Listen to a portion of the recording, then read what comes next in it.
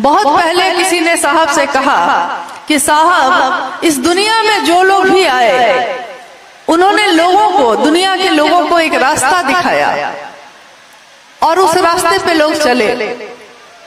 एक दिन वो शरीर से चले गए, जो जिन्होंने रास्ता बताया वो शरीर से चले गए। जब वो चले गए तो उनके लोग अलग अलग भागों में बट गए। क्या शिव के शिष्य भी ऐसे ही होंगे? क्या शिव शिष्यता में भी ऐसा होगा? साहब ने उस दिन कहा था, उत्तर दिया था, पटना की घटना है ये। उन्होंने उत्तर दिया था कि शिव की शिष्यता में ऐसा नहीं होगा। शिव की शिष्यता में पहले ही सब कोई अलग अलग होंगे। कोई क्षेत्र पकड़ लेगा, कोई आदमी पकड़ लेगा, कोई जिला पकड़ लेगा, कोई गांव पकड़ लेगा, लेकिन एक दिन धीरे धीरे धीरे धीरे सब एक हो जाएंगे। और जब एक होंगे तो फिर ये एक फिर कभी नहीं टूटेगा। इसलिए शिव की धारा, शिव की शिष्यता की धारा हमेशा पावन रहेगी। एक ही धारा रहेगी जो मूल होगी, उस धारा के साथ रहने वाले उस धारा के साथ बहते रहेंगे। संसार की अगर कितनी भी गंदगी गंगा नदी में डाली जाती है, डालते हैं लोग, लेकिन गंगा पावन ही होती है। चाहे शिव की शिष्यता का नाम लेकर लाख कोई आएगा और अपनी गंदगी इसमें समाहित करेगा, मिलाएगा, लेकिन शिव की शिष्यता मामूली नहीं है। ये धारा, ये ऐसी तीव्र धारा है जो ऐसे मानसिकता के लोगों को अपने आप किनारे करती जाएगी और ये मूल धारा अपनी मंजिल भगवान शिव के तरफ बढ़ती जाएगी। एक सवाल और है, शिव कभी सोते ही नहीं हैं, तो आज शिव को जगाया जा रहा है, क्यों? हाँ, शिव कभी सोते ही नहीं है, इसीलिए आज शिव को जगाया जा रहा है। शिव के अनेक रूप हैं। शिव के नटराज स्वरूप के बारे में कहा जाता है कि जो वो नृत्य करते हैं नटराज के रूप में, तो उनके नृत्य में ही सृष्टि का सृजन, स्थिति, संहार सब कुछ है, सब चलता है।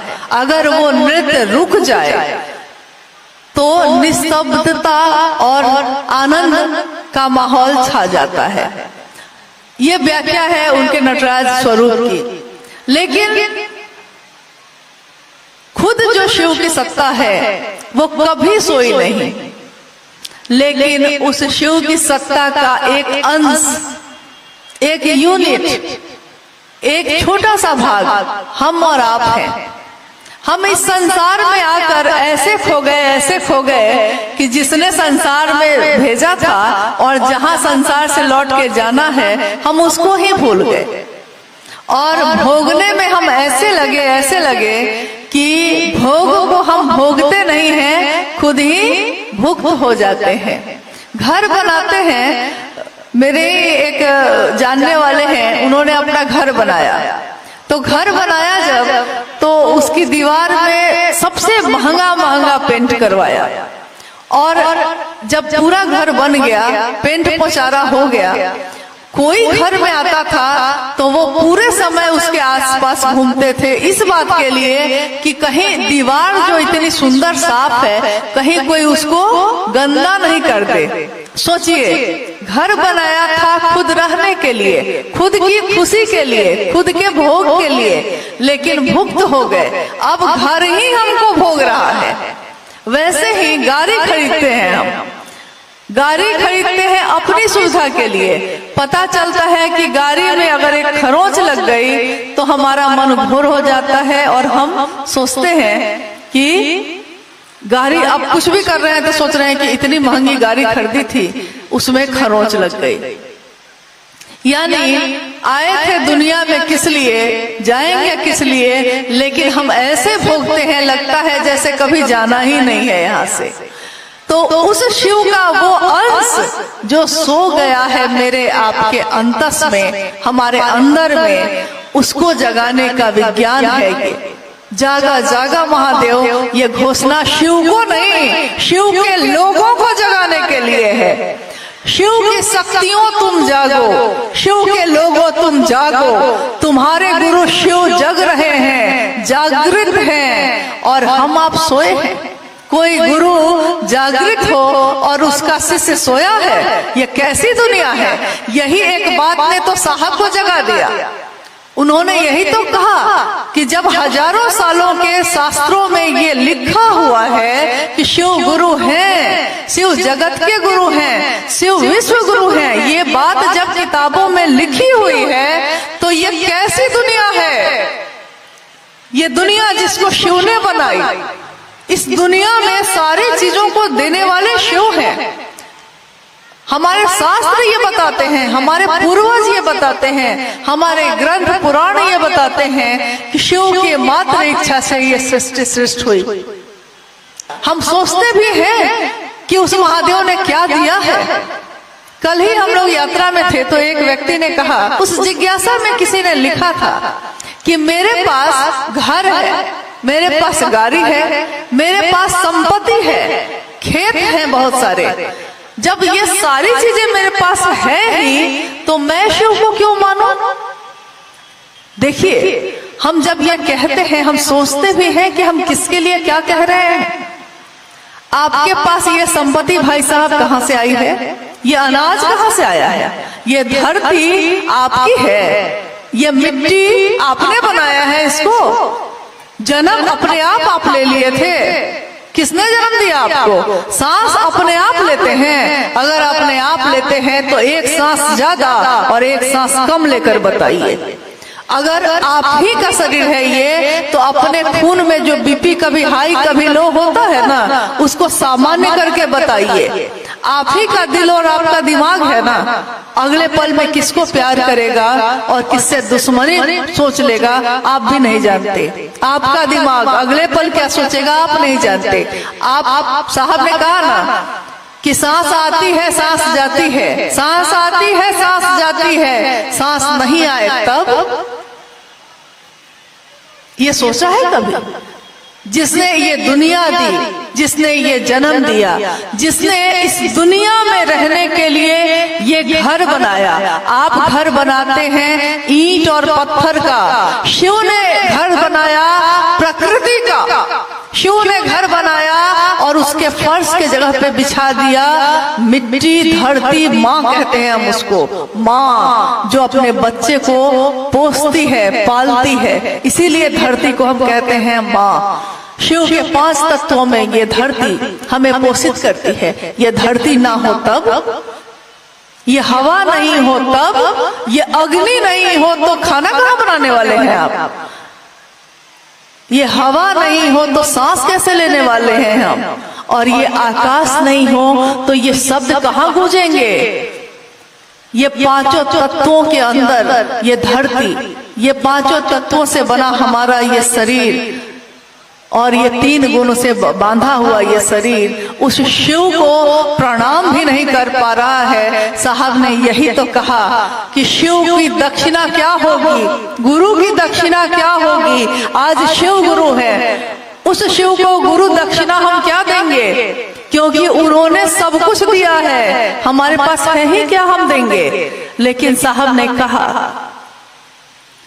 कि कृतज्ञता, एहसान मानना, शिव आपने दिया ही दिया है, हम कृतज्ञ हैं, हम झुकते हैं आपके सामने, हम मानते हैं कि आपका दिया हुआ सब कुछ है, लेकिन हम भी तो आपके हैं।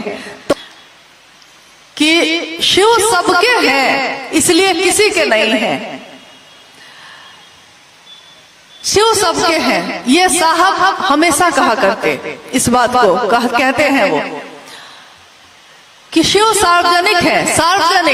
सार्वजनिक चीजें किसी एक की नहीं होती, कोई उसकी परवाह नहीं होता, उसका भोग, उसका उपयोग सारे लोग करते हैं, लेकिन उसकी परवाह कोई नहीं करता। सड़क पे आप चलते हैं, कहते हैं कि सरकार की सड़क है, ये सरकार ने बनवाई है।